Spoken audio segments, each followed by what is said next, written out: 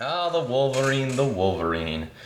How how good of a movie you actually are. Something just fell in my pocket. I'm not joking. This was surprisingly good. When I first heard about it, I thought like, oh, this might not be very good. And then, while I watched it, I was like, wow. I look over to my friend at one point, I'm like, this is intense. Actually, it's a lot grimmer, a lot darker than I guess most superhero films to some extent. I mean, there's a lot of quite a bit of language, which I get. Well, he's Wolverine. What do you expect?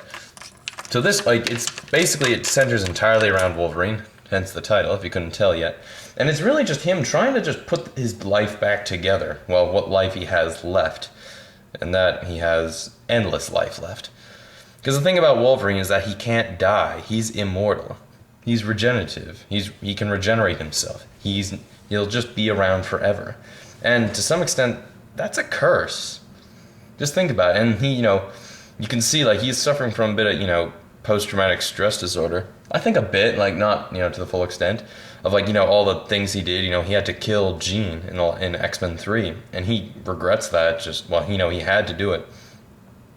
But you can really see just, the impact that she made in his life, which, yeah. And basically, the film actually starts off in 1945 when the bomb was dropped in Nagasaki, and what it was, he was a prisoner at a Japanese camp, at a Japanese prison camp, and what it is, he saves this Japanese officer in like this little like bunker thing. Very impressive and like almost haunting scene, really, seeing that thing go down and just vaporize everything. Really, I mean, like, I don't know, like, that really just set the film going in motion. Anyways, he saves the Japanese officer, and his name is, what's his name? Yashida. Anyways, present day, what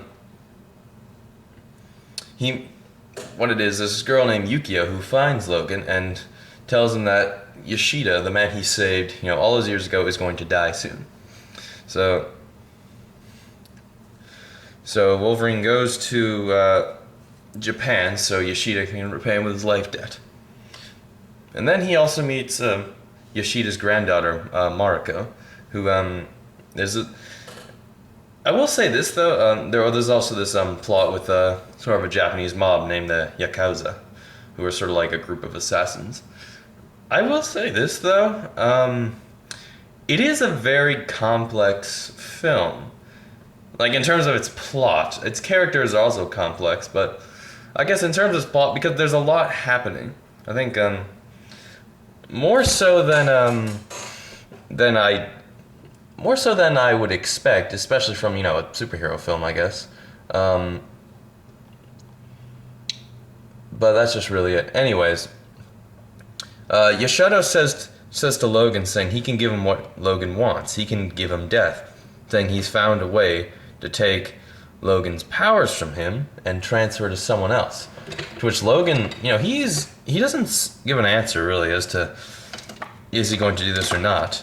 But that's a pretty good offer, you must say. Because, like, I'm getting a bit personal here. The joy to life is knowing that you are in fact going to die. That you are going to die. So it's kind of what you do with your life. With, the fact that he can live forever, he can just sit around all life and nothing will happen. My phone's ringing. Okay. That's really, I think, kind of the beauty of this movie. Hugh Jackman, like I said, he's at it, or did I say that yet? I don't know. I think this is his best performance. Like, it feels very personal. It feels very, like a really unique character study. The action is very well done. There's a incredible scene on a bullet train that I think is, getting the highlight of it. Things do get a bit comic booky towards the end. Just a bit, like, when there's a giant silver samurai made of adamantium. Well, that gets a bit silly. Well, not really, because the thing is badass. But I think overall, just there's just so much. There's so many things this film does right. I mean, maybe I haven't like what's it called? Extrapolate or explain that very well, but it's hard. It's just it's just a very good film. I think. Surprising, really. I saw it regular. I don't know what it'd be like in 3D. I don't know. People don't like 3D. I guess. I heard it was filmed in 3D. Maybe it wasn't. I don't know. Sorry, someone's texting me. Don't know what else to say. It's directed by James Mangold. He's done some films I like, 3:10 to Yuma. But ultimately, it does come down to Hugh Jackman, who's just he's incredible in this film. Just you see a much different side to him. And it has a very like samurai-esque feel to it. This sort of notion of like honor and having a master. Like there's this great sort of analogy or something, like Logan is a warrior without a master. And he looks ripped in this, Hugh Jackman. He looks incredible. Well, sexy Hugh Jackman. I can't go into my fantasies now. They'll learn the truth. Just ranting all of it. But I don't know what else to say, really. I think it's good. My only real complaint is one of the villains, Viper, who's just... Well, no, the performance is good. It's just I think she was kind of just put in there a bit. Like, I don't think they used her to the fullest extent. Though it is a neat little plot that, she's working with Yashido. Yeah. The Japanese guy who's gonna die soon. And what it is, the plot with Mariko, his granddaughter, is that Yashido owns and runs this huge, like, company. I think it's like a technology company. That's like, I think the biggest in Japan. And what it is, if he dies, Mariko will inherit the entire company. And not, Mariko's father, Yoshida's son. And I think at times it's a little too complex, even from my basic brain power. That's coming from the guy who says Memento is his favorite film of all time. But ultimately, I don't have much else to say. I think it was a very surprising, surprisingly good, I thought. Don't know what else to say. I think it's very enjoyable. Not, the action's very good. There is some handheld stuff.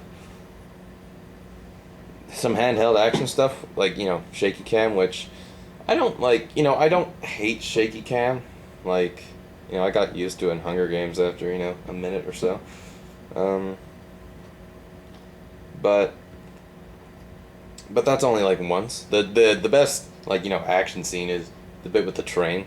That's great. I don't know what else to say. Hugh Jackman said every time he does the role, he likes to do it differently each time, or he likes to approach it differently. So congrats to just round of applause for Hugh Jackman for there it goes on the phone, for just being able to still do it, I guess. He's done some great films, and now he's an Oscar nominee, I guess. Okay, now I'm just rambling in this review. I think it's good.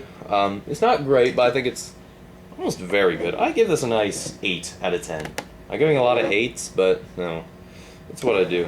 And with that, I made a list at the start of the summer. The 10 films I wanted to see this summer. I have now seen all 10.